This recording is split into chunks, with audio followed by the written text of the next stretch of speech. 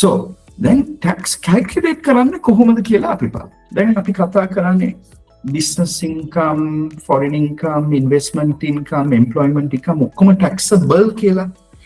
දැන් ඒ ඔක්කොම එකතු කරලා අපි prepayments, deductions අඩු කරන්න ඕනේ. Right? දැන් ඒවා දේවල් වෙනස්. දේවල් දෙකක්. Deduction එක. So අපි solar power system එකකට වේදම් කරොත් ආණ්ඩුවෙන් දීලා තියෙනවා අපිට සහනයක්. අපේ අර ලක්ෂ 18කට වඩා හම්බ කරොත් කියලා කතා කරන්නේ. ඒ 18ට ඒ ලක්ෂ 18 tax free. රුපියලක් ගෙවන්න ඕනේ ඒක හම්බ කරා කියලා. අපිට නිදහසේ ඒක හම්බ කරන්න පුළුවන් බය නැතුව. ඒක වැඩි වෙනවා තව ලක්ෂ 6කින් අපි ලක්ෂ 6කට වඩා solar power system එකකට invest කරොත්. මේ solar power relief එක තියෙනවා ගොඩක් කල් ඉඳලා අප්‍රේල් 1 වෙනිදා 2021 ඉඳලා ඒක තියෙනවා. So මේ පීරියඩ් එකට කලින් පීරියඩ් එකට එකක ඉන්වෙස්ට් කරා නම් ඒ කියන්නේ 2025 අප්‍රේල් 1 වෙනිදාට කලින් ඉන්වෙස්ට් කරලා තිබ්බනම් ඒ සෝලර් එක ක්ලේම් කරන්න බෑ.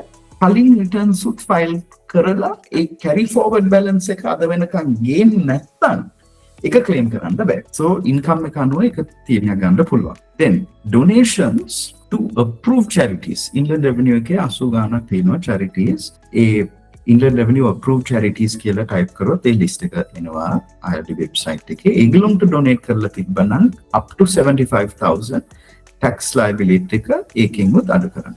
Rental relief එක ටිකක් ඊට වඩා complicated එක. Then prepayment of taxes එකක් තියෙනවා. දැන් අපි කියමු FD එකක් තියෙනවා කියලා අපිට FD එකේ ලක්ෂ 10ක් තියෙනවා. 10% interest එකක් හම්බ වෙනවා. එතකොට ලක්ෂ 10 deposit එකෙන් අවුරුද්දට ලක්ෂයක් හම්බ වෙනවා. ඒ ලක්ෂය හම්බ වුණාම ලක්ෂයම අප්ඩේට් වෙන්නේ නැහැ. ඒ ලක්ෂයෙන් 10% කැපිලා ඉන්නේ. ඒ කියන්නේ 10000ක් බැංකුවෙන් අඩු කරලා අපේ ලක්ෂණ අඩු කරලා tax department එකට ID number එකත් එක්කම දාලා තියෙනවා. එහෙම tax department එකට ගෙවලා තියෙන නිසා tax department එකට හරි පැහැදිලි හැමෝගෙම සල්ලි කොහෙද තියෙන්නේ කීයක් හම්බ කරාද. මම ඊයේ tax department එකේ හිටියා commissioner general හම්බුණා deputy commissioners කීපයක් හම්බුණා. ඒගොල්ලෝගෙන් ඉල්ලීමක් කරා මේක public එකට clearly පෙන්වන්න. අපිට මේ විස්තරය තියෙනවා. එතකොට අපිට බය වෙන්න දෙයක් නැහැ. හංගන්න හදන්නේ. ඒක දැන්ටම pre-fill වෙනවා return එකේ withholding tax banking withholding tax වල. හැබැයි and ඒ withholding tax තව වර්ග තියෙනවා. ඒවා අපි වැඩි වද වෙන්න ඕනේ. ඒවා personal හේතු වලටනේ ගත්තේ.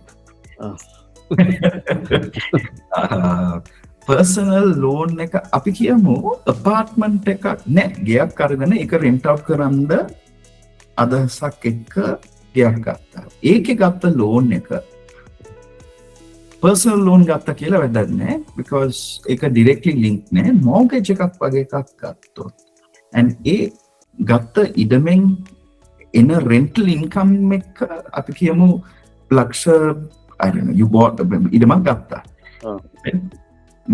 ඕන ගානකට ඒක ගණ්ඩ ලෝන් එකක් ගත්තා. ඒ ලෝන් එකේ ඉන්ට්‍රස්ට් කොස්ට් එක කැපිටල් අඩු වෙන්නේ නැහැ. ඉන්ට්‍රස්ට් එක විතරක් අපිට අඩු කරන්න පුළුවන් අපිට ඒ රෙන්ටල් ඉන්කම් එකේ. So අපිට 50,000 rental income තියෙනවා නම් and interest income එක interest expense එක 40,000 නම් අපිට ඒ 40ම අඩු කරන්න පුළුවන්. ඊළඟ එතකොට net income එක වෙනවා 10,000. ඒ 10,000 එකෙන් 125ක් අපිට අඩු කරන්න පුළුවන් rental relief හැටියට. ඒක act එකේ දෙන එක. but ඒ situation එක විතරයි interest එහෙම අඩු කරන්න පුළුවන් loans වලට. personal loans very sorry මම හදන නීතියක් නෙමෙයි නීතිය හදලා තියෙන්නේ මම කියන එක.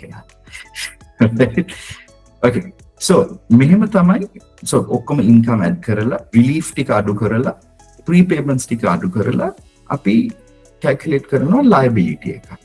ඒක ගෙවන්න තියෙනවා. and ගෙවුවට පස්සේ return එකක් file කරන්න තියෙනවා.